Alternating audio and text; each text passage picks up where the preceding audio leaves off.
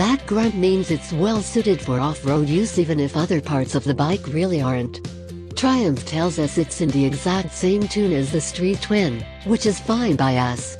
A single throttle body feeds both 450cc cylinders, which keeps mixture velocity high.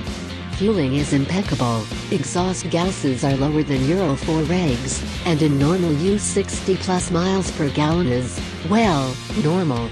Not magazine testing use, where we stop and start constantly, ride like maniacs and make 80 photo passes.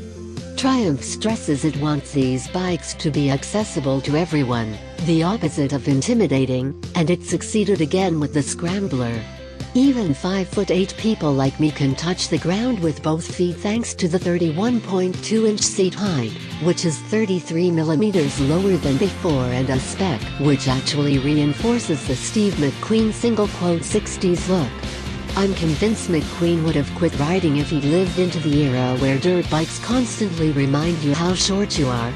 In fact, the new Scrambler reinforces the whole idea from that era that you can ride any bike off-road if you have enough talent, whether the bike likes it or not.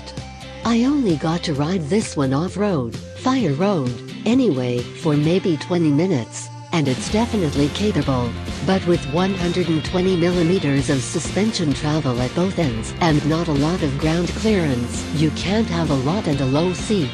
You wouldn't want to stray too far off the beaten path. I wouldn't, anyway. To get the right Scrambler geometry using the same frame as the Street Twin, Triumph bolted on longer shocks at the rear, then used 21mm longer fork tubes up front. With the 19-inch wire-spoked wheel up front, you're looking at a shallower rake angle and a longer trail figure to aid stability, 4.3 inches, 109mm. To further aid stability, those longer shocks get stiffer springs and slightly increased damping in both extension and compression. But there's still only 120mm travel at either end, 4.72 inches. The new Scrambler does feel like a big improvement over the previous one. Triumph specs a dry weight of 454 pounds. When we put gas in our Street Twin last year and put it on the official Missouri scales, it weighed 39 pounds more than Triumph's claim. Using the same correction factor on the Scrambler should yield a 3.2-gallon gassed-up weight of about 493 pounds, which is still portly but 25 pounds less than the outgoing model. Along with that lightness, relatively speaking, the new Scrambler just seems to have more structural integrity than the old one. Hitting potholes and rocky sections doesn't have the bike squirming or loudly complaining like the old one. If you're close to my size, the wide handlebar is in a good place whether sitting or standing. The new bike's a bit skinnier between your knees. That big chunk of low RPM power is really useful in lower speed off-road use, and again, perfect. Instant fueling makes the bike easy to control, so do the light pull slip assist clutch and effortless 5-speed gearbox. For off-roaders of questionable skills such as myself, the addition of traction control is a good thing. Skilled ones can easily switch it off and perform lurid low wheel slides until their luck runs out. The ABS is also switch-offable. Back on pavement, the Metzeler Terrence dual sport tires have enough grip to let you skim the Scrambler's footpeg feelers now and then. It doesn't steer as quick as the Street Twin, of course, but it's still plenty quick diving into apexes and good fun roaring up to them with that beautiful pair of high pipes on the right side. Again, it feels like more than 54 horsepower.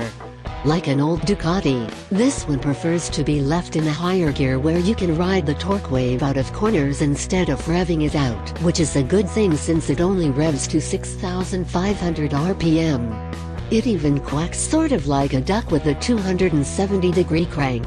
It's not really a street racer or a dirt bike, though. It's a Scrambler, designed to be a stylish, easy-to-keep all-purpose daily runabout, and for that it could be a hoot. The wide handlebar and upright seating position make it easy to pick your way through inner-city traffic and pick off the occasional mirror, oops. And the seat you're positioned upon is flat, broad, and very comfortable. If 120mm suspension travel is on the low end for off-road riding, for around town it's ideal, and the 19-inch front tire's nice for hopping the occasional curb as well. And though it looks like the classic single-60s Triumph Scramblers, one of which Evelnevel failed to jump Caesar's Palace fountain upon, it'll be a lot easier to live with. Triumph says the oil only needs changing every 10,000 miles. I don't think I could do that to a brand new motorcycle. Then again, the new bike's not really on the cutting edge of high performance like the old Scramblers from the single-60s, is it? This is a kinder, gentler Triumph for the post-toolbox era, which Triumph is even trying to engage by already having over 150 bolt-on accessories standing by, many of which they say don't require much mechanical skill or even a garage. Smart. The only complaint I can find is the bottom line. The street twin we heaped praise upon last year is an $8,700 bike. The new Scrambler starts at $10,700 for black, and from there it's a short walk. In PR speak to Matt Green or Red. Personally, I'm not sure I'm seeing where the extra $2,000 went. But money is such a personal thing. If the street Scrambler pushes your buttons, you won't be disappointed.